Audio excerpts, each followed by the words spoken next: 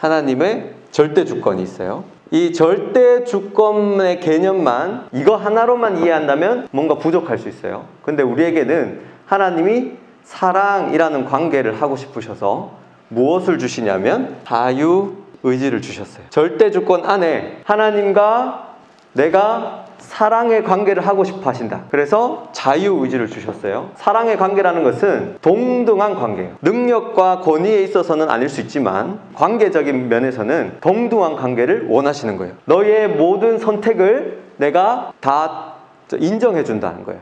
아담과 하와에게도 선악과를 만드시면서 하나님의 절대 주권 안에 아담 머리에 스위치를 만들어서 100% 순종하게 만들 수 있지만 그렇게 하지 않으시고 아담에게 자유의지를 주시고 또 선악과를 만들어 주셔서 아담의 모든 선택을 인정을 해주시는 거예요. 그래서 나와 동등한 관계를 하자. 너가 나를 보고 너가 마음에 만족이 되면 너 스스로가 나를 선택해라. 이렇게 아담을 밑에서부터 피조물에서부터 창조주 옆으로 확 끌어올리는 사건이 됩니다. 이 정도로 높은 지위를 받은 것이 바로 사람이란 존재입니다. 그런데 죄를 짓고 나서부터는 어떻게 되냐면 죄의 종이 되죠. 그래서 죄가 시키면 시키는 대로 그대로 하는 것이 종이죠. 죄의 종입니다. 선택의 권한이 없어요. 근데 구원을 받았다는 건 뭐죠? 죄의 종의 그 결박을 끊고 이제는 자유인이 됩니다. 구원을 받았다고 해서 100% 하나님 말씀에 순종하지 않아요. 우리에게 다시 아담에게 허락했던 그 자유라는 게 뭐죠? 신분 상승. 어느 정도 창조주이신 하나님과 동등한 위치에서 나의 선택을 존중해주고 내가 하나님을 보고 내 스스로가 하나님이 너무 좋아서 선택할 수 있게 이런 관계로 만드시는 거죠. 그래서 하나님께서 모든 영광과 권능과 모든 참을성, 인내와 모든 것들을 동원해서 우리에게 보여주십니다. 자신을. 첫 번째는 성경이죠. 성경 말씀을 통해서 우리에게 자신을 나타내셔요. 그리고 그 절정으로 가서는 예수님의 십자가를 통해서 하나님이 어떠한 분이신지를 우리에게 나타내 보이십니다. 예수님 부활하시고 그걸로 또 끝이 아니고 우리에게 성령 하나님을 보내주사 우리의 삶을 인도해 가시는데 그 사랑과 그 섬세한 손길 등을 통하여서 하나님을 발견해서 이제는 우리 스스로가 자유인인 우리 스스로가 하나님을 선택할 수 있게 그렇게 만듭니다. 절대 주권이 강조되면 강조될수록 우리에게 주어진 자유의지가 얼마나 놀라운 건지를 알게 되는 거예요. 절대 주권자이신 하나님이 모든 것을 다 계획하시고 모든 것을 다 뜻하신 대로 이루시는 그 하나님께서 한 번에 하실 수 있지만 그렇게 하지 않으시고 많은 시간에 걸쳐서 이 자유의지 가운데 절대 주권을 보이시면서 자유의지를 가진 우리 하나님의 백성들이 하나님의 영광과 존귀와 사랑과 그 모든 것들을 발견하고 우리 스스로가 하나님 좋아요. 나 하나님 말씀에 순종하고 싶어요. 이제 이렇게 고백하게끔 만들어 가신다는 거예요. 오랜 시간이 걸리지만 강압적으로 하실 수도 있어요. 다 갈아엎든지 다시 하든지 해도 되지만 그렇게 하지 않으시고 하나하나씩 보여주시고 기다려주시고 인내하셔서 지금 우리를 자유의지를 가진 우리에게 절대 주권의 능력을 보여주셔서 우리를 인도해 가십니다. 저번 주에 작정 교리를 하고 나서 한 주 동안 정말 큰 은혜 가운데 한 주를 살게 했어요. 작정 교리를 준비하면서 또 설명하면서 저 혼자 받은 그 은혜 때문에 참 눈물이 많이 나더라고요. 하나님의 절대 주권이 얼마나 위대한지도 알게 되고 사랑이 도대체 뭐길래 우리에게 자유의지를 주셔서 우리를 하나님과 동등된 관계에 끌어올리시고 이 자유의지가 우리 스스로가 선택된 자들은 무조건 하나님을 선택하게 될 거예요. 하나님의 백성들은 무조건 하나님을 선택하게 되는데 그걸 강압적으로 하지 않으시고 모든 환경과 자원들을 사용하셔서 느리고 천천히 가지만 완벽하게 우리를 인도해 가십니다. 여러분은 지금 부족한 신앙생활을 가지고 있어도 실망하지 마세요. 절대 주권자이신 하나님, 완전하신 하나님께서 여러분에게 자신을 나타내사 하나하나 바꿔갈 거예요. 5년, 10년이 지나면 여러분은 하나님 말씀에 더 순종하고 싶은 자로 바뀔 거예요. 순종할 수 있는 자로 바뀌는 거랑 좀 다를 수 있어요. 그러나 그때 돼도 좀 부족한 면이 많겠지만 점점 더 하나님 말씀에 순종하고 싶은 마음이 커질 거예요. 왜요? 하나님의 영광을 보니까 순종 안 할 수가 없어. 그냥 그 길로 따라가고 싶어. 세상에는 다 죄악밖에 없고 어둠밖에 없지만 하나님의 영광을 보고 나니까, 하나님의 거룩함을 보고 또 신실하심을 보고 나니까 그 길로만 가고 싶은 거예요. 점점 여러분 마음에 생겨날 겁니다. 우리 교리로 책으로 돌아와서 다시 한번 보면서 오늘은 예정에 대해서 한번 해보겠습니다. 사망은 예정입니다. 작정이라는 것은 전체적인 하나님의 계획, 예정이라는 것은 그의 백성을 향한 또 계획, 선택이죠. 예정이란 봅시다. 읽어봅시다. 시작.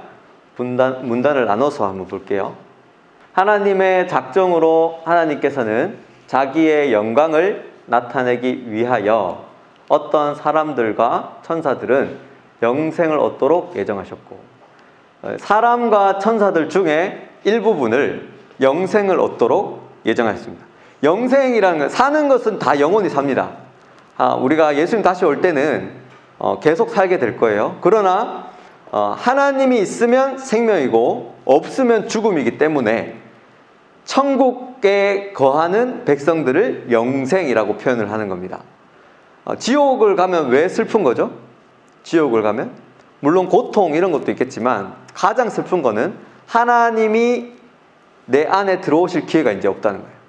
그게 제일 슬픈 상황이죠, 지옥이라는 것은. 그래서 관계적인 면으로 봐야 돼요. 하나님은 작정으로, 전체적인 계획으로 하나님께서 자기 영광을 나타내기 위해서 어떤 일부분의 사람들과 천사들은 영생을 얻도록 예정했다. 그래서 영생은 천국에 거하도록 예정했다는 거죠. 21절에 보면 하나님과 그리스도 예수와 택하심을 받은 천사들 앞에서 내가 엄히 명하노니 너는 편견이 없이 이것들을 지켜 아무 일도 불공평하게 하지 말며, 이렇게 되어 있습니다. 그래서 그리스도 예수와 택하심을 받은 천사들 앞에 내가 엄히 명하노니 해서 천사들도 택함을 받았다라는 것을 표현하고 있죠. 5절은, 에베소서 1장 5절은 그 기쁘신 뜻대로 우리를 예정하사 예수 그리스도로 말미암아 자기의 아들들이 되게 하셨으니, 하나님의 뜻대로 우리를 예정하셨다라고 표현하고 있습니다. 그 다음 보시면 다른 사람들과 천사들은 영원한 죽음에로 미리 정하셨다. 그래서 일부분의 천사들, 이미 천사가 타락했던 장면은 성경에 나오죠. 그 사단이라고 표현이 됐는데 그 사단과 또 일부분의 다른 사람들은 영원한 죽음으로 미리 작정하셨다는 거예요. 이런 내용을 들으면 뭔가 거리낌이 있어야 돼, 속에. 뭐지? 왜 일부분은 이렇게 하셨을까? 사랑의 하나님이. 이런 생각이 들어야 됩니다. 41절, 거기에 대한 해답들은 계속 하면서 배워갈 거예요. 또 왼편에 있는 자들에게 이르시되 저주를 받은 자들아 나를 떠나 마귀와 그 사자들을 위하여 예비된 영원한 불에 들어가라. 그래서 여기도 영원한 불에 들어가는 자들을 하나님께서 명령하시죠. 4절도 보면 여호와께서 온갖 것을 그 쓰임에 적당하게 지으셨나니 악인도 악한 날에 적당하게 하셨느니라. 그래서 하나님께서 악인을 하나님께서 선택했다는 말씀으로 나옵니다. 대표적인 게 그거죠. 야곱과 에서와 야곱. 하나님께서 야곱을 사랑하시고 에서를 미워하십니다. 태어나기도 전에. 그들이 어떠한 행동을 했냐 안 했냐가 중요하지 않고 이미 태에서부터 그렇게 말씀을 하십니다. 이러한 내용들이 다 예정입니다. 예수를 믿고 구원받은 사람들도 예정하셨고 예수를 믿지 않고 타락한 자들도 하나님이 예정하셨고 하나님께서 예정하셨습니다. 그 다음 사항 한번 볼게요. 이렇게 예정되고 미리 정해진 사람들과 천사들은 개별적으로 뭐죠? 뒤에 또는 개별적으로 또는 불변적으로 계획되어졌고 그리고 그들의 수요는 확실하고 확정적이어서 더하거나 뺄 수 없다. 그래서 하나님께서 예정된 대상들은 하나님께서 선택하셨는데 개별적으로 그리고 또 불변적으로 변화되지 않습니다.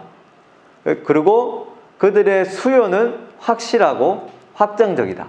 더하거나 뺄 수 없다. 여러분이 전도를 한다고 해서 전도 안 될 수도 있어요. 여러분이 전도를 안 해도 구원받을 자들은 구원받습니다. 지금 그 얘기예요.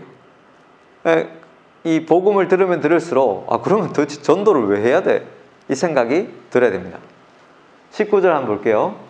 그러나 하나님의 견고한 터는 섰으니 인침이 있어 일렀으되 주께서 자기 백성을 아신다 하며 또 주의 이름을 부르는 자마다 불의에서 떠날지어다 하였느니라. 인침이 있어 일렀으되 이렇게 돼 있죠. 하나님께서 미리 인을 쳤다는 거죠. 주께서 자기 백성을 아신다. 미리 자기의 백성들의 이름을 다 아십니다. 그리고 18절에 보면 내가 너희 모두를 가리켜 말하는 것이 아니니라. 나는 내가 택한 자들이 누구인지 알미라. 여기서도 보면 모두를 가리키고 말한 것이 아니다 라고 말씀하시죠. 그리고 하나님이 택한 자들이 누구인지 안다. 하나님이 택했으니까. 그러나 내 떡을 먹는 자가 내게 발꿈치를 들었다 한 성경을 응하게 하려 하는 것이니라. 그 발꿈치 원시복음 때 들었죠. 창세기 3장에서 죄를 지었어요. 죄를 짓자마자 바로 창세기 3장 15절에 복음을 선포하십니다. 너의 후손이 여자의 후손의 발꿈치를 상하게 할 것이고 여자의 후손이 너의 머리를 상하게 할 것이다 해서 이렇게 보면 원시 복음을 이루시는 말씀이 나오죠. 성경은 성경으로 풀어가는데 전체가 다 이렇게 이어져 있습니다. 성경이 수천 년에 걸쳐서 쓰여졌는데도 불구하고 수많은 저자가 있는데도 불구하고 모든 성경은 하나님의 감동으로 된 것으로 이렇게 말씀하시기 때문에 성경의 저자는 하나님이 되고 그 내용은 다 이어집니다. 그래서 예수님이 마지막에 십자가에서 뭐라 하시죠? 내가 다 이루었느니라 해서 하나님의 말씀, 그 전에 구약시대 때 적혔던 모든 말씀이 다 이루어지는 것을 말씀합니다. 끝이죠. 여기서 보면 두 번째 사항은 예정이 누가 됐는가 해서 정해진 사람들 또는 천사들. 근데 그게 개별적이고 또 불변적으로 어떤 한 집단이 구원받는다 이런 게 아니고 다 개개인이 있습니다. 이 교회에 다녀도 구원받는 사람과 안 받는 사람은 정해져 있어요. 억울합니까? 그런 마음이 들어야 돼요. 이게 뭐야? 이런 생각이 들어야 됩니다. 그리고 그 수요는 확실하다. 내가 전도를 많이 하면 구원을 많이 받아서 하나님 나라가 더 커지는 거 아니야? 이런 생각이 들잖아요. 근데 성경은 그렇게 얘기하지 않고 그들의 수요는 확실하고 확정적이다. 더하거나 뺄 수 없다. 이렇게 표현하고 있습니다.